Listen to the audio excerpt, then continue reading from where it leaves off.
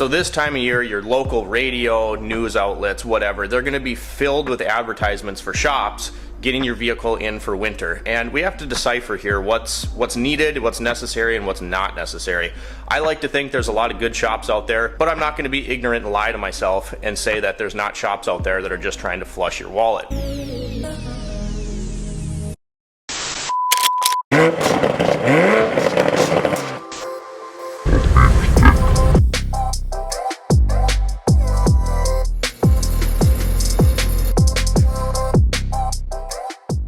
Morning guys, welcome back into the shop for another video. Today we're going to sit down and have a discussion. First, I wanted to update you on some of the big projects from last week's video. The Jeep is out here, the Tundra. You can see the old water pump behind us. We got the timing set in there, new tensioner, water pump, timing belt. Now all we have left to do on this one before we're done with our portion of it, gets sent out to get the exhaust fixed, is we have to do the secondary air injection pumps. There's our old timing belt sticker, and my marker got a little fat, but there is our new Aisin kit. Replace both these pulleys, the tensioner. This is the old water pump, and I said we did an Aisin kit. It's important, you guys, to get good quality parts. Aisin manufactures the Toyota kit for this, so new timing belt is back here behind here. Kind of an involved job on these guys. If you haven't done one before, it can be a little challenging. It's not a super hard repair, but this thermostat housing comes off. You get down in here. Power steering and alternator come off of this side. Over here, down in here, you're going to take the AC compressor loose, but not all the way out. So it's kind of involved. We're back together now. I haven't put the intake back on because we have to take the manifold off to get at that air pump. Very important to get quality parts, and this, I suspect, is a very cheap timing belt water pump set. You can see this paper gasket in here. Thank you for the person that put that in, because this is a lot of fun to scrape off the block. An MLS multi-layer steel gasket is what Aisin Toyota uses. Again, Aisin, you can save a little bit of money. It's literally the company that manufactures the kit for Toyota, so that's what we put in here. The reason a lot of times, you guys, I don't do step-by-step guide repairs on the channel is because this took a good portion of the day yesterday. And as you can imagine, once you start filming, setting stuff up, getting the camera, everywhere you need to be, it's just not something that I can afford to do in the shop right now. Every once in a while, my buddy Ryan comes and helps me out if I get super backed up, but 99% of the time, it's just me behind the camera. I do all the editing, and I'm running the shop. So I don't have time to take 4 days to set this up and give you a good in-depth video on doing this whole job. I try to make up for that by adding shorts and showing little tips and tricks. Additionally, if you have any questions, you can always, of course, put them in the comment section below, and I'll try to get back to you, help you out the best that I can. We did end up getting this wheel job. This was also in last week's video. These two are pretty much stripped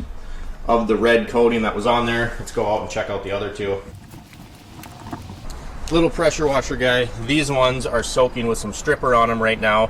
I found a stripper that seemed to work pretty well to soften that coating.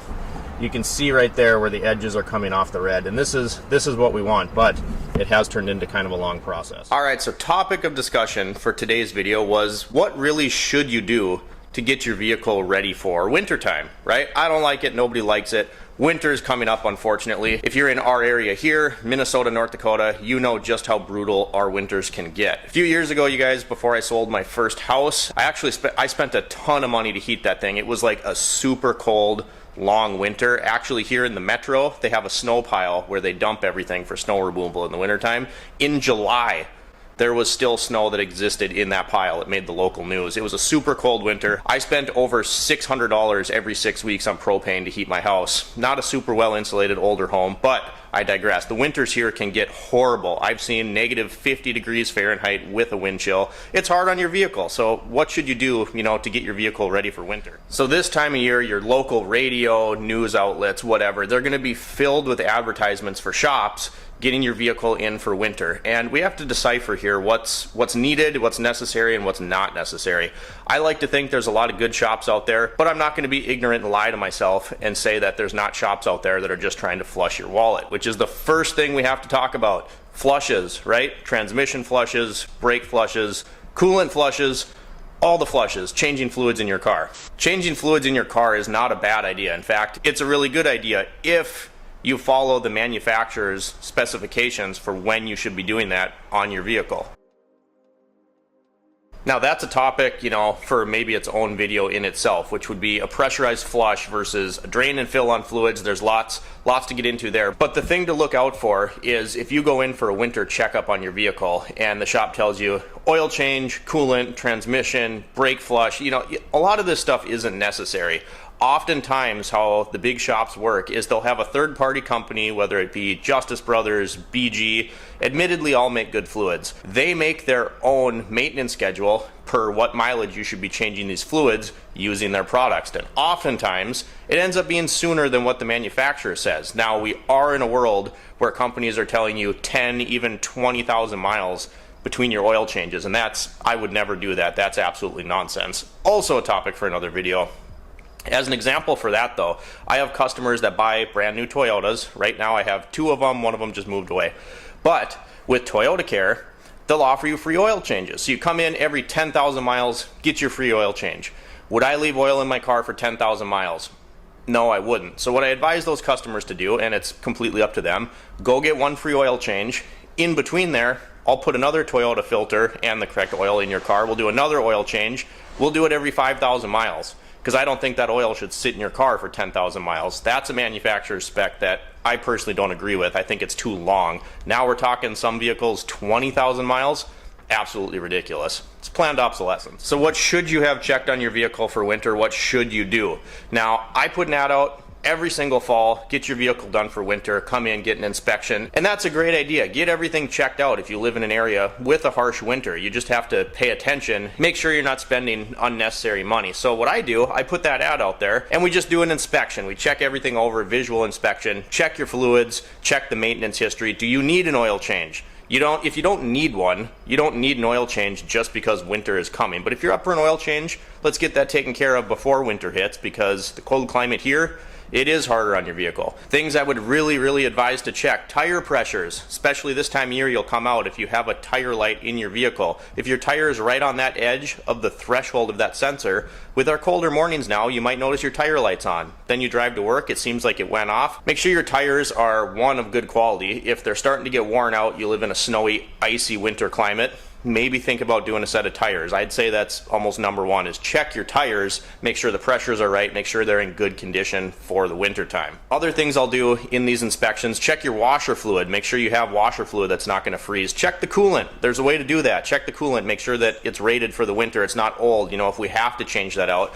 that would be something that's important to get changed out. I have a handful of customers every year that want a pan heater, a block heater installed, something like that, just to make sure that they can plug their car in. Like I said, we get absurdly cold temperatures in my area. I've seen -50 with the wind chill, so sometimes a block heater, pan heater wouldn't be a bad idea. Equally important to mention is when I do these inspections, we check things like tie rod ends, ball joints, suspension, all this stuff. You're going to be driving on snow and ice. You want to make sure all of that stuff is up to snuff. The idea here though, you guys, is we're not just going to sell you any flush that's under the sun. I do think it's a good idea to get a visual inspection done before the winter time, primarily to check your tires, brakes, those sort of things. And we can check your maintenance schedule, check the history on the vehicle, see if there are any fluids that need to be changed, because fluids do wear out, and if you live in a climate that is very extreme, it's not a bad idea to check those things out going into an extreme weather condition. Winter makes everything harder. You got to brush off your car. You know, you don't want to deal with things coming up when it's cold outside, car repairs, sitting on the side of the road, that sort of thing.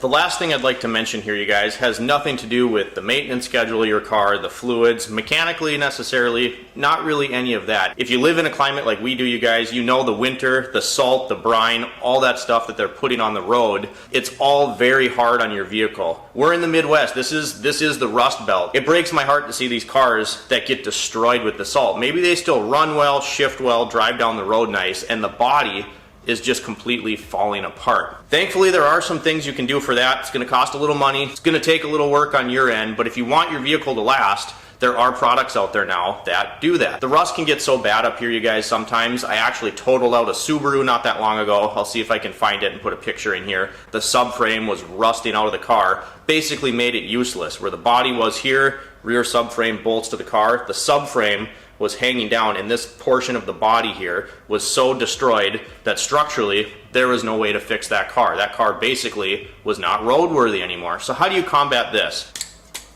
Fluid film, this is my product of choice. Now you can get this in a 5-gallon bucket. You can buy it in bulk essentially and spray the entire underside of your car. I've done a whole video on this before. I'll see if I can link it in the description, put a card somewhere up here. Fluid film is a lanolin based natural coating, so it's basically coating the bottom side of your car with oil. We'll throw some pictures of here of vehicles I've done. I use this stuff on my personal vehicles. It's fantastic. My personal Mountaineer, you've seen this on the channel before. I got that vehicle from Utah and it was essentially rust free. Knowing it was going to be my daily driver, I brought it up here. The first thing you do when you do this is decontaminate the underside, wash it down, strip it, any number of sorts of strip wash solutions, clean the bottom side of your car, get any loose debris off. Then you take this stuff and you literally can coat anything that's metal with this fluid film. Again, I made a whole video on this, but essentially this is a non-permanent coating. If you wanted to replace it, you wanted to take this off, you could get it off your vehicle. Pressure wash it. Does take a little bit of work. It's an oil-based coating, and what it does is it's going to pull moisture out and not allow things to get trapped against the metal, which causes your oxidation and rust. This stuff creeps really well, and what I mean by that is it kind of does this and gets into nooks and crannies behind bolts, stuff like that. If you wipe a panel down or you get a rock chip, this stuff will actually come back in and recoat that surface. This coating lasts about 2 years is what they claim. I touch up my vehicles every year, so I did the initial coating where I used about 12 cans of this stuff to coat the whole underside of the vehicle. Now, I clean it up every year and I touch up any areas that may have gotten thin. This stuff is great. The fluid film is actually a service that I provide in the shop. I'll undercoat vehicles for people. I've done about a dozen or so of those. The other thing, and this is where it's going to require a little work on your end, this product is called Salt Gun. So this is a brine and salt neutralizing solution. I was never great at chemistry, but the pH balance, all that stuff is what factors into this working. It's going to neutralize road salt. This stuff is concentrated about 100 to 1. So if you put it in a spray bottle, like this guy right here, pump sprayer, 100 to 1 ends up being like 1 ounce of this product in that spray bottle. I've used this for a whole winter, and you can see in that gallon how much I've used. You know exactly what I'm talking about with that salt. You drive around for a few days, your car is white. That's eating away at anything that's metal on your car. You might rinse your car off with water and that just kind of ends up spreading that all over the surface. This product actually neutralizes the road salt. It's really simple. What I do, once a week in the wintertime, I'll pull my vehicles into the shop, spray it down with that spray bottle, just soak everything. Get up in the wheel wells, under the frame where that fluid film is, I'll give it a gentle spray. Doesn't really matter as much there because it's protected with the fluid film, but I'll spray everything down with that and then rinse the vehicle off. That's it. I do it once a week just to keep the salt off the vehicle. Again, you guys, we've made an entire video on the channel of the fluid film. If you have any questions on that, check out that video or drop me a comment down below. I'd be happy to answer any questions that you have on that. Great product. I wish this stuff was around a long time ago. The Mountaineer is going on its 4th winter up in Minnesota, North Dakota, and we have 0 rust on anything. I've wiped it off under there. Looks great. I love the product. Just wanted to make this quick discussion video, you guys, and talk to you about what you should be looking for to get your vehicle prepped for winter. Don't get ripped off by flushing out your entire wallet, essentially, changing all the fluids in your car. Go to a trusted mechanic and know what you should check. If they're doing a visual inspection, checking your maintenance records, you know, doing that kind of thing, that's fantastic. And any honest shop out there isn't going to be selling you on things you don't need. Do I think it's a good idea to pay, you know, 100, 120 bucks to get a quick inspection done, check those fluids, do all that sort of stuff? Absolutely. Check your tires, check those fluids. Just don't get ripped off. Any honest mechanic will do a good check over for you. They'd be happy to help you out and tell you what you actually need to get ready for winter. That's what I had for you today, guys. Just a quick little discussion video. Don't get ripped off. Make sure you have a trusted mechanic. If you enjoyed today's video, drop me a comment down below. Like and subscribe if you've not already. And as always, we'll see you next time.